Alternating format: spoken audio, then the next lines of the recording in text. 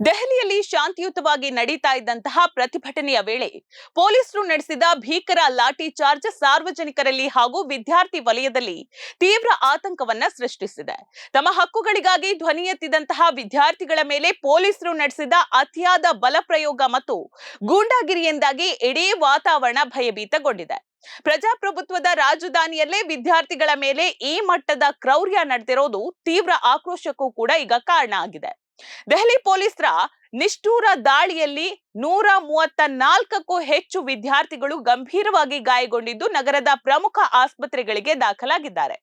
ದೆಹಲಿಯ ರಾಮ್ ಮನೋಹರ್ ಲೋಹಿಯಾ ಆಸ್ಪತ್ರೆ ಒಂದಕ್ಕೆ ಸುಮಾರು 110 ಗಾಯಾಳುಗಳನ್ನ ತರಲಾಗಿದ್ದು ಕನಿಷ್ಠ 24 ಜನರನ್ನ ಲೇಡಿ ಹಾರ್ಡಿಂಗ್ ಮೆಡಿಕಲ್ ಕಾಲೇಜ್ ಆಸ್ಪತ್ರೆಗೂ ಕೂಡ ಸೇರಿಸಲಾಗಿದೆ. ಗಾಯಾಳುಗಳ ಪೈಕಿ ಸುಮಾರು 20 ವಿದ್ಯಾರ್ಥಿಗಳ ಸ್ಥಿತಿ ತೀವ್ರ ಸ್ವರೂಪದಲ್ಲಿದ್ದು 8 ಮಂದಿಗೆ ತುರ್ತು ನಿಗಾ ಘಟಕದಲ್ಲಿ ನಿರಂತರ ಚಿಕಿತ್ಸೆಯನ್ನ ನೀಡಲಾಗ್ತಾ ಇದೆ. ಈ ಕ್ರೂರ ಘಟನೆಯ ಅತ್ಯಂತ ಶೋಚನೀಯ ಭಾಗ ಏನು ಅಂತ ಹೇಳಿದ್ರೆ 20 ವರ್ಷದ ಯುವತಿಯೊಬ್ಳು ತೀವ್ರ ಏಟಿನಿಂದಾಗಿ ಹೈಪಾಕ್ಸಿಕ್ ಬ್ರೈನ್ ಇಂಜುರಿಗೆ ಅಂದ್ರೆ ಮೆದುಳಿಗೆ ಆಮ್ಲಜನಕ ಪೂರೈಕೆ ಕಡಿಮೆಯಾಗುವಂತಹ ಒಂದು ಗಂಭೀರ ಸ್ಥಿತಿಗೆ ಅವರು ತುತ್ತಾಗಿದ್ದಾರೆ. ತಲೆಯ ಭಾಗಕ್ಕೆ ಬಿದ್ದಂತಹ ಬಲವಾದ ಏಟಿನಿಂದಾಗಿ ಆಕೆಯ ಸ್ಥಿತಿ ಈಗ ಅತ್ಯಂತ ಚಿಂತಾಜನಕವಾಗಿದ್ದು ಸಫ್ದರ್ಜಂಗ್ ಆಸ್ಪತ್ರೆಯಲ್ಲಿ ಆಕೆ ಪ್ರಾಣಾಪಾಯದ ಸ್ಥಿತಿಯಲ್ಲಿ ಸಾವು ಬದುಕಿನ ನಡುವೆ ಹೋರಾಟವನ್ನ ನಡೆಸ್ತಾ ಇದ್ದಾರೆ. ಪ್ರತಿಭಟನಾಕಾರರನ್ನ ಹತೋಟಿಗೆ ತರುವಂತಹ ಒಂದು ನೆಪದಲ್ಲಿ ಅಲ್ಲಿ ಪೊಲೀಸರು ನೇರವಾಗಿ ವಿದ್ಯಾರ್ಥಿಗಳ ಮುಖ ಮತ್ತು ತಲೆಯ ಭಾಗವನ್ನೇ ಗುರಿಯಾಗಿಸಿಕೊಂಡು ದಾಳಿಯನ್ನ ನಡೆಸಿದ್ದಾರೆ. ಹೆಚ್ಚಿನ ವಿದ್ಯಾರ್ಥಿಗಳಿಗೆ ತಲೆಬುರುಡೆ ಒಡೆಯುವುದು, ಮುಖದ ಮೇಲೆ ಆಳವಾದ ಗಾಯ, ತುಟಿ ಸೀಳಿರುವುದು ಹಾಗೂ ದೇಹದಾದ್ಯಂತ ಲಾಠಿ ಏಟಿನ ಕಲೆಗಳು ಉಂಟಾಗಿದೆ.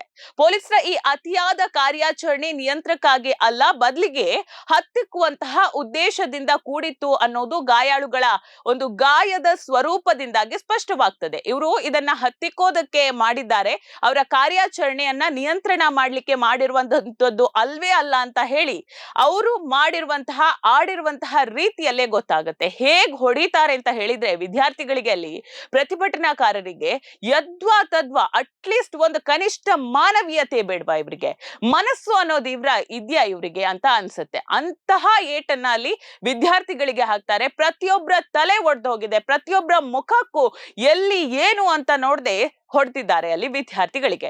ಈ ಭೀಕರ ಘಟನೆಯ ಸುದ್ದಿ ಹರಿದಾಡ್ತಾ ಇದ್ದಂತೆ ದೇಶದ ವಿವಿಧ ಭಾಗಗಳ ವಿದ್ಯಾರ್ಥಿ ಸಮುದಾಯ ಹಾಗೂ ಸಾರ್ವಜನಿಕರಲ್ಲಿ ತೀವ್ರ ಆಕ್ರೋಶ ವ್ಯಕ್ತವಾಗಿದೆ. ತಮ್ಮ ಸಹಪಾಠಿಗಳು ಆಸ್ಪತ್ರೆಯ ಹಾಸಿಗೆಯಲ್ಲಿ ನರಳ್ತಾ ಇರೋದನ್ನ ಕಂಡು ರೋಸಿ ಹೋಗಿರುವಂತಹ ವಿದ್ಯಾರ್ಥಿಗಳು ಪೊಲೀಸರ ದೌರ್ಜನ್ಯವನ್ನ ಖಂಡಿಸಿ ಧರಣಿಯನ್ನ ತೀವ್ರಗೊಳಿಸೋದಕ್ಕೂ ಕೂಡ ಈಗ ಮುಂದಾಗಿದ್ದಾರೆ. ಸಾಂವಿಧಾನಿಕ ಹಕ್ಕಿಗಾಗಿ ಹೋರಾಡುವವರ ಮೇಲೆ ನಡೆದಂತಹ ಈ ಕಾರ್ಯಾಚರಣೆಯನ್ನ ಹಲವು ಮಾನವ ಹಕ್ಕು ಸಂಘಟನೆಗಳು ಕೂಡ ಕಟುವಾಗಿ ಟೀಕಿಸಿದೆ. ಇನ್ನು ಈ ಘಟನೆಯು ದೆಹಲಿ ಪೊಲೀಸ್ ವ್ಯವಸ್ಥೆ ಹಾಗೂ ಆಡಳಿತದ ಮೇಲ್ವಿಚಾರಣೆಯ ಬಗ್ಗೆ ಗಂಭೀರವಾದಂತಹ ಒಂದು ಪ್ರಶ್ನೆಯನ್ನ ಕೂಡ ಎತ್ತಿದೆ.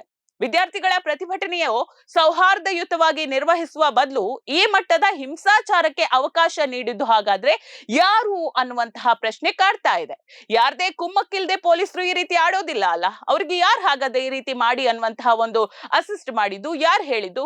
ಈ ರೀತಿ ವಿದ್ಯಾರ್ಥಿಗಳನ್ನ ರೋಡಲ್ಲಿ ನಿಲ್ಲಿಸ್ಬಿಟ್ಟು ಈ ತರಹದ ಒಂದು ಕ್ರೂರತೆಯನ್ನ ಮೆರೆಯೋದಕ್ಕೆ ಯಾರೋ ಒಬ್ರು ಅವರಿಗೆ ಹೇಳಿರ್ತಾರಲ್ಲ, ಯಾರ್ದಾದ್ರೂ ಒಬ್ರದ್ದು ಕುಮ್ಮಕ್ಕಿ ಇದ್ದೇ ಇರ್ತದಲ್ವಾ? ಹಾಗಾದ್ರೆ ಯಾರು ಅನ್ನುವಂತಹ ಪ್ರಶ್ನೆ ಈಗ ಕಾಡ್ತಾ ಇದೆ. ಘಟನೆಗೆ ಕಾರಣವಾದಂತಹ ಪೊಲೀಸ್ ಅಧಿಕಾರಿಗಳ ಮೇಲೆ ತಕ್ಷಣವೇ ಕ್ರಮ ಜರುಗಿಸಬೇಕು ಹಾಗೂ ಗಾಯಗೊಂಡಂತಹ ವಿದ್ಯಾರ್ಥಿಗಳಿಗೆ ಸೂಕ್ತ ನ್ಯಾಯ ಮತ್ತು ಚಿಕಿತ್ಸೆ ದೊರೆಯಬೇಕು ಅನ್ನುವಂತಹ ಒತ್ತಾಯ ಈಗ ದೇಶದಾದ್ಯಂತ ಬಲವಾಗಿ ಕೇಳಿ ಬರ್ತಾ ಇದೆ.